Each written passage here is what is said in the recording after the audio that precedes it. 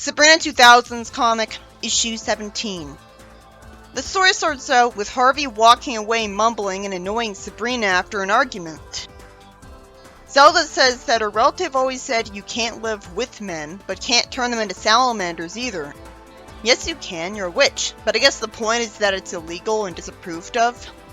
Salem turned that elf into a whole bunch of things and wasn't punished for it. So I guess it's the context that matters. Sabrina for once wants to use her magic, saying that a good spell would make Harvey like her. Harvey's supposed to like her. Zelda has to tell her, for some reason, that with or without magic, trying to force someone to love you only drives them away. She's a complete idiot for not fully explaining herself instead of being vague. Why doesn't she give her specific examples, or at least tell her a story? If Sabrina casts a spell to make Harvey like her, he won't hate her just because it wore off, which he'd have no reason to anyways, because that story didn't end with them hating her. She's acting like there would be consequences, but there can't be, witches can erase memories. And this just goes to show you how broken the setup of the previous story was. Of course all the guys falling for her didn't teach her not to use love spells, because it was a total non sequitur that made no sense to happen. And she wasn't able to enjoy it like a love spell would make her, so she didn't learn how Ryan felt. Zelda tells her to help her with the yard work because she's short-handed. If she used her magic enough, she wouldn't need an extra helper. She says that spring is refusing to arrive with nothing growing. And then someone says she's very perceptive and she recognizes that person. I'm guessing he's another supernatural being shows up for no reason to have a plot instigator. Anyone could write that. What if an alien showed up and said, "Hey guys, can I have some pretzels?" It's easy. Sabrina asks Salem if he's noticed that spring is avoiding her property and trees and bushes are sprouting all over town. They can't find Zelda, and Salem finds a leaf surrounded by energy from the Green Man. What is this, a superhero comic? Is he a witch who arbitrarily picked a theme out of the trillions of powers he has and would be good at? Why is he leaving the leaf full of energy? That'll just warn them to go stop him. Salem tells Sabrina that the Green Man is a primary mythic figure in many cultures that embodies the spirit of the forest. So he's a god. Why is he on Earth? How do people not know about him? Sir Nunnos is a major player in the high society of the other realm, where just several centuries ago, Zelda was a rising superstar, the Britney Spears of her day, and she got invited to the best parties, where she met Sir Nunnos, who wanted to woo her. So why did she stop being a superstar? I guess her genre of music went out of style. But it turns out Zelda's always turned off guys trying too hard. Oh, so no wonder she's single. Anyone who wants her would just scare her. Why is Salem talking as if she's turned off by this and not by being a green monster? Sabrina somehow thinks Salem was telling her that Zelda had a relationship. Realistically, Zelda would have had plenty if she's as desperate as she is. The tabloids had a field day with Zelda turning him down. At least it's explained properly why the arbitrary supernatural figure isn't arbitrary by visiting, because he has a backstory involving her. But what took him so long to come here then? He would have bothered her much sooner. Did she immediately stop being a superstar and hide from him after that? Salem mentions green magic. Sabrina says that she's got just the thing to make contact, when she shouldn't need anyone's help when she's a witch herself. Then we see Zelda root-bound and forced to be the Green Man's prisoner. He says that if she goes to Sabrina, then wherever Sabrina will go, the plant life around her would die. Zelda cries and reluctantly agrees to be his queen instead of using magic to undo the spell on her. And he just laughs instead of feeling sorry for her, so he literally just wanted her as a trophy. He clearly doesn't like her anymore. I have a question, why doesn't he use a love potion on her? I guess he wants her to be unhappy about it. Surely she couldn't have been the only woman who ever rejected him. Are they all dead by now? Sabrina remembers that she was told that in case of an emergency, she should drop an avocado seed on the soil, which immediately grows a flower phone for her that lets her tell Landra what's going on. At least this is more creative than her taking the simple solution that any Sabrina would do and just warping Landra to her. Is she gonna get a personality this time, or give Sabrina help that she shouldn't need? Landra says that though they're half a world away, they're still joined through the living Earth. So she uses a spell to track down Zelda, with Sabrina being in some ridiculous looking panels. If they were actually underground, they'd be suffocating from not being able to breathe or talk. She could have just warped Sabrina to Zelda in a bunch of vines. Or warped Zelda to Sabrina, right? Zelda's bored by some dancing tulips and wants to go for a long walk for some freedom. Wait, why doesn't she use magic to brainwash the bad guy into being good? I guess he's immune to all magic. But without explaining that, that's a plot hole. Landra and Sabrina show up, the Green Man's mad at being ignored, and Landra confuses me by saying that the rainforest needs all the help it can get from him when it's clearly only bothering the area around Sabrina. Sabrina could have just stared into a crystal ball and used scrying to find out where Zelda is. So this doesn't impress me as much as they expect it to. It's so fucking cheesy that Sabrina calls Zelda a very wise person and quotes what she told Sabrina. Because usually Zelda is just a dumb hypocrite. I thought Sabrina was gonna cast a spell on Harvey anyways after Zelda told her that. So this wasn't a natural direction for the plot to go. At least it's not predictable. Somehow he cries and tells Zelda that she's free to go when he was happy with kidnapping her and making her cry. Zelda cries from this because cheesiness. Sabrina thanks Landra and this ends the story. Still without her getting a personality. Well, that was pointless. I do like that she came back as a Chekhov's gunman. I like seeing her green magic. But there's no reason Sabrina couldn't learn it. And wouldn't be capable of it too. In the next story, Sabrina gives Salem a heart-shaped fish cake for his birthday and says that she loves him. Although he has bad social skills here by complaining that he wishes it was shaped like a mouse instead. And yet he doesn't shapeshift it right away. He wishes he had a cake made with real mice and complains that he hasn't been fun lately as he thankfully apologizes. He says that all he does is eat and sleep. Why doesn't he go research on the internet or watch videos or TV or read books? It's his problem that he's not motivated to do anything but eat and sleep. Out of nowhere, instead of suggesting any of that more fulfilling stuff, she suggests an online dating service for cats of all things, and immediately shows him his dream date. Won't him dating a regular cat be like bestiality? Because he has a human mind and she doesn't. Instead, he's instantly in love because of his biology and wants to marry her, and already calls her his fiancée. Good for him, but who cares? It's gonna be temporary. This comic's too gutless to have any change in the status quo for more than a second. He uses magic to bring all of her luggage into the house. Why isn't she talking? No real cat would have that much stuff. Why would her owner just send her away? Sabrina's told that he said the cat could stay in her room. And Sabrina thinks she wouldn't be able to sleep there. You're a witch. Just use your magic. Why can't Salem zap up a new bed for him and her? He's a jerk. This is forced. Sabrina thanks Zelda for letting her stay in her bed. And I promptly wonder why these witches didn't zap up 3 separate beds for each other, related or not. Hilda says that Salem's using her room to store a collection of stuffed animals. Show a backbone!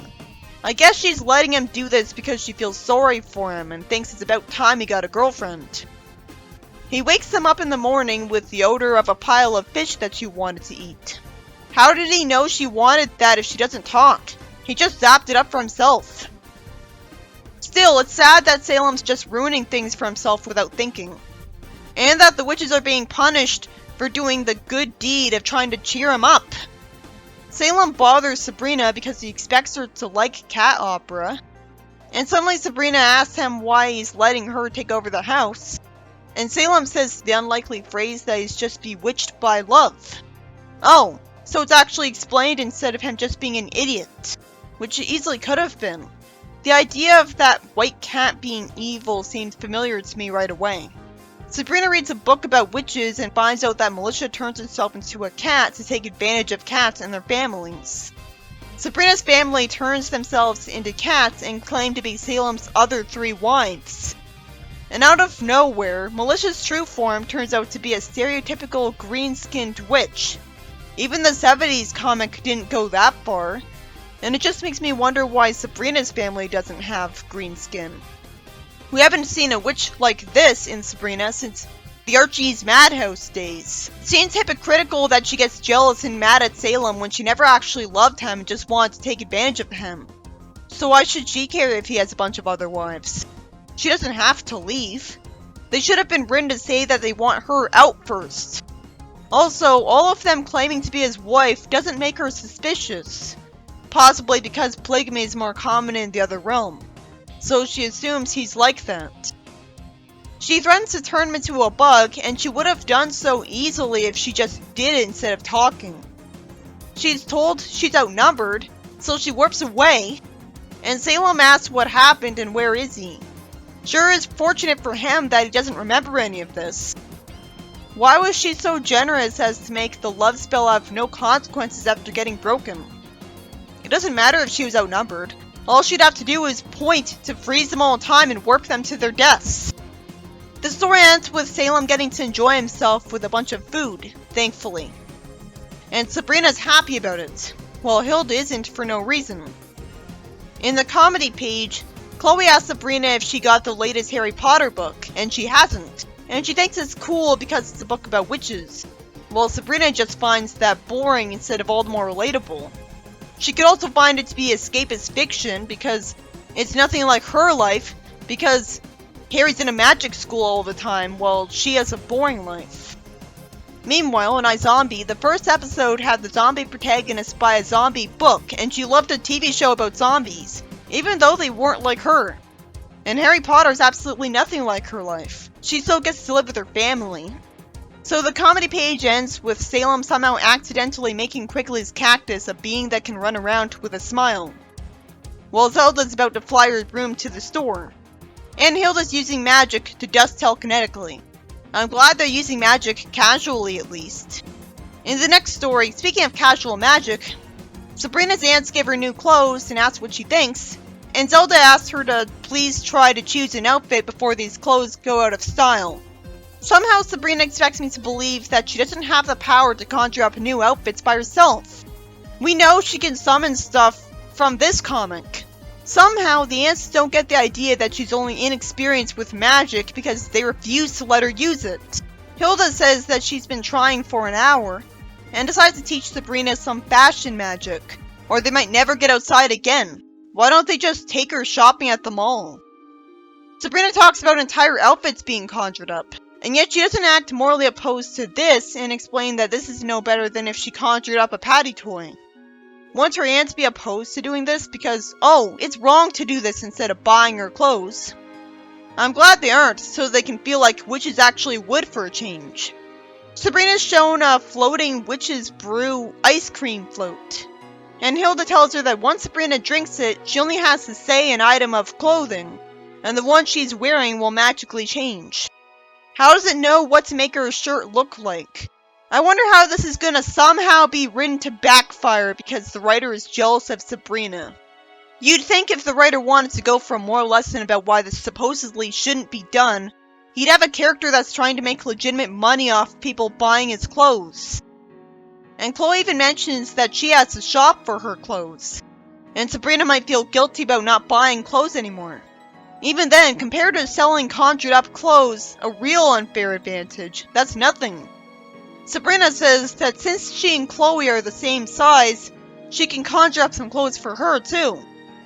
I'm guessing complete bullshit will happen after this. Like, I don't know. It turning out that the conjured up clothes can talk for no reason. Chloe says that Sabrina's the best, and now she can spend her money on candy instead of buying a new shirt. Sabrina says, hey, and her clothes change into something else, multiple times. And oh, Chloe explains that's all because she said shirt. This is stupid. Hilda's an experienced witch. She wouldn't have considered using a magical ice cream sundae that keeps having its spell active after its first use, and it's in Sabrina's stomach. Somehow Sabrina thinks the spell isn't working as intended. How would a spell not work properly? You'd think that the arbitrary shirt transmogrifying would already be caught on camera in the shop. so people would already find out she's a witch. But I guess Spy would just erase the surveillance footage for her. Why is Sabrina panicking? At that point, she should be fine with just warping her and Chloe to her bedroom. It would be pathetically easy to just imagine yourself in your room. No, instead she wants to leave through the actual exit. So when someone other than Sabrina mentions a dress, it changes twice in front of a kid. This is so stupid. The magical ice cream wouldn't be programmed to work for anyone other than the one who ate it. Otherwise, this kind of thing would happen all the time, and bother anyone who tried it. Sabrina's outfit changes in front of the woman, who says that she has a brand new outfit, and she wants to run towards the exit. Somehow, the guard calls her a shoplifter. I guess because she wants to run out of the shop in a hurry, and that woman said she had a new outfit. So he chases after her, saying to stop her, which would realistically be resolved just fine, because she's not wearing an outfit with a tag from the actual store on it. Wouldn't Sabrina just point to make him stop chasing her? She'd make him trip at least. Because the person saying the message on the intercom mentions a bunch of different types of outfits, the guard thinks he's hallucinating because her outfit keeps changing. And later on, when Hilda gives her a potion to break the spell and asks for a bottle cap, the cap shows up and she says that she needs to drink more. Was this story supposed to be funny? Is that supposed to be the entire point? And pathetically terrible excuse for the writing in this comic book being horribly forced all the time? Because it's not funny, it's infuriating. Why can't they just focus on writing a good story?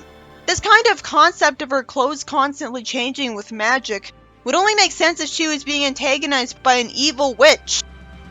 The first story, by Mike Gallagher, is about a greenery god out of nowhere kidnapping Zelda to try to force her to love him, when Sabrina was talking about casting a spell to make Harvey like her. You'd think if he's so evil, he'd just use a love potion on Zelda, and the heroes would have to bring an antidote to her. That could have been a better way of lengthening the story than Sabrina needing Landra's help to find Zelda, when she could have easily just warped Zelda to her, or Salem could have, if Sabrina's too stupid to do it. It seems like the beginning of the plot didn't need to lead up to the rest of the plot, so it could have been cut out.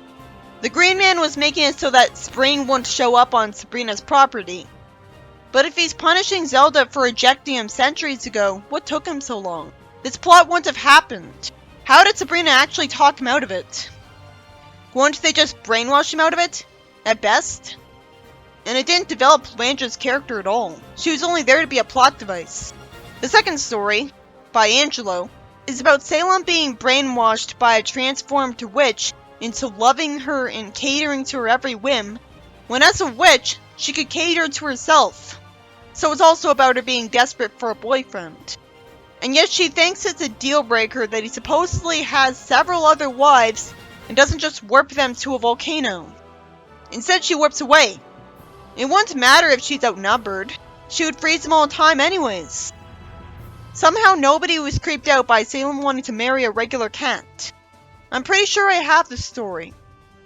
The third story is a stupid one, where Sabrina's outfits keep changing just because someone in a clothing store says the name of an article of clothing, when nobody would make a magical ice cream sundae be like that, if its only purpose is to change her clothes once. It could have made sense if an evil witch was doing this to her. And somehow the plot's extended by her trying to leave the store normally instead of simply warping back home. The sitcom Sabrina was able to teleport just fine and change clothes. If the security guard had actually arrested Sabrina for shoplifting when she didn't, that also would have been really aggravating. Instead, the story was more confusing and lame. The whole reason the plot happened is that Sabrina's too incompetent to change her clothes with magic somehow. They didn't have to have this ridiculous problem be the entire plot. So teleportation doesn't have to be a storybreaker power. They could have had a B plot after the A plot was done. A story with multiple plots in it feels more creative because it takes twice as much effort. If the story was meant to be funny, well, you know it's always better than Sabrina being made to suffer arbitrarily? Gem being made to suffer. It'd be funnier if it was Gem going through this, and Sabrina was doing it to her.